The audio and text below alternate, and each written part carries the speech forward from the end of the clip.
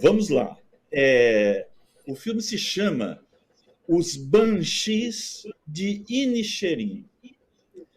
É um título que nos obriga a ir ao Google consultar o que ele significa, né? E, indo ao Google, nós descobrimos que Banshees é a designação irlandesa, porque se trata de um filme passado na Irlanda, é a designação irlandesa de uma espécie de bruxa que faz presságios, em geral malignos, né? E Inisherin é o nome fictício de uma ilha onde se passa a ação que nós vamos ver nesse filme, né? E dizer para o nosso querido público que esse filme está indicado em 9 categorias do Oscar. Quer dizer, assim, em termos de números de indicação, ele é o segundo mais indicado, quer dizer, é um dos favoritos a ganhar os Oscars principais. Eu já disse isso aqui na vez passada e volto a repetir.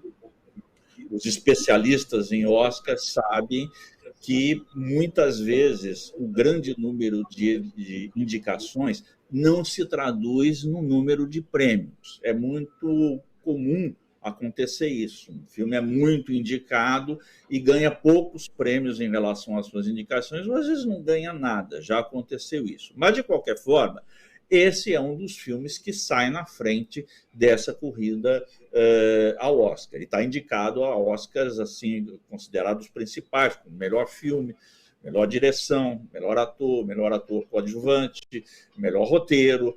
Tal, são os Oscars principais. Ele está com 9 indicações. E ele conta uma história muito interessante, que é uma história que tem que ser levada como uma alegoria, vamos dizer. Uma alegoria quer dizer, você conta uma história, uma espécie de fábula, para falar de uma outra coisa. É um recurso retórico da literatura e também do cinema. Essa é uma história... Como diz o Valdemar da Costa Neto, presidente do PL, é uma metáfora, né? Isso. Esse um grande pensador brasileiro, Valdemar da Costa Neto, né, que vem aqui em nosso auxílio nesse momento de dificuldade. Enfim, essa é uma história de 2 amigos que moram num lugarejo, numa ilha pequena, uma população muito pequena, que tem muito pouca coisa acontecendo, e eles se encontram há anos, todo dia, no final da tarde, para tomar a sua sagrada cerveja num pub. São grandes amigos, né? E, de repente, essa amizade se rompe. Um desses amigos diz ao outro: eu não quero mais falar com você, não quero mais perder seu tempo, acho você um idiota, eu já estou ficando velho, eu sou músico, eu quero deixar um legado, eu quero compor músicas e não quero mais perder tempo com gente idiota como você, né? E isso cria, como é um lugar muito pequeno, em que todo mundo se conhece, a população é pequena, são poucos os lugares de encontro. Na verdade, esse pub é o único lugar de encontro, ele funciona como um ágora grego dessa pequena comunidade. Então, esse é um fato que comove a ilha, e mais ainda quando esse indivíduo que rompeu a amizade diz o seguinte: olha, você não me dirija mais a palavra, porque cada vez que você me dirigir a palavra, insistir em falar comigo, eu vou cortar um dedo da minha mão. O filme, ele é belíssimo do ponto de vista visual, tem uma fotografia linda.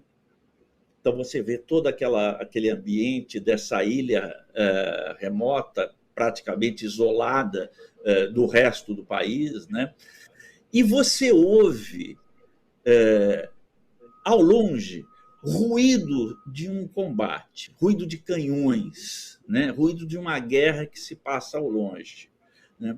E aí você começa a entrar no sentido da história, né? Como é que começam as guerras? Muitas vezes as guerras começam com um pequeno desentendimento, né? Há uma reação, depois há uma defesa que se transforma em ataque e tudo mais, e quando se vê, o conflito já se generalizou e tem assim consequências terríveis, e às vezes nem se lembra mais da causa que deu início àquilo. É um filme que tenta fazer essa ponte, vamos dizer, entre um caso pessoal de dois amigos que se tornam dois inimigos, aparentemente por uma razão banal, né? E os grandes conflitos da história da humanidade. Ela é ambientada também, esse filme, essa história, essa parábola, é ambientada também em 1923, e não por acaso, porque é quando a Irlanda está travando uma guerra civil, quer dizer, irmão contra irmão, né? Por causas também que ficam meio nebulosas, você não sabe direito. Em geral se pensa, não, é uma guerra religiosa, porque metade é protestante, outra metade é católica, tal, mas as causas são muito mais complexas, até o ponto de você não saber exatamente por que está havendo aquele combate. E essa é a maneira que esse diretor, que é o Martin McDonagh, que é britânico, mas é londrino, não é irlandês, né, encontra de fazer essa metáfora, como diz o nosso querido pensador brasileiro, né? Ou essa alegoria, como eu estou tratando, essa história, que é uma história pequena, mas que fala do conjunto da sociedade, de uma forma muito hábil, né? Mas às vezes meio inverossímil na minha maneira de ver. Eu te confesso que eu gostei do filme, gostei de partes do filme, mas eu não conseguia entrar muito na história. Esses que estão aparecendo aí são os atores principais, são o Colin Farrell e o Brendan Gleeson, que são dois grandes atores, e eu acho que eles carregam muito nas costas deles esse filme, que eu acho que tem problemas de roteiro, tem problemas de conseguir se comunicar com o público, de fazer o público se sentir parte daquela história que está passando na tela. E o Colin Farrell é considerado também o favorito a melhor ator. Um dos pontos fortes desse filme, que eu acho que é um filme que vale a pena ser visto, né, com essa coisa na cabeça, né, que ele está contando uma história que às vezes não parece muito lógica, tal, não sei o quê, mas é que, na verdade, ele está tentando refletir sobre uma realidade maior e que vai além daquilo que a gente está vendo na tela.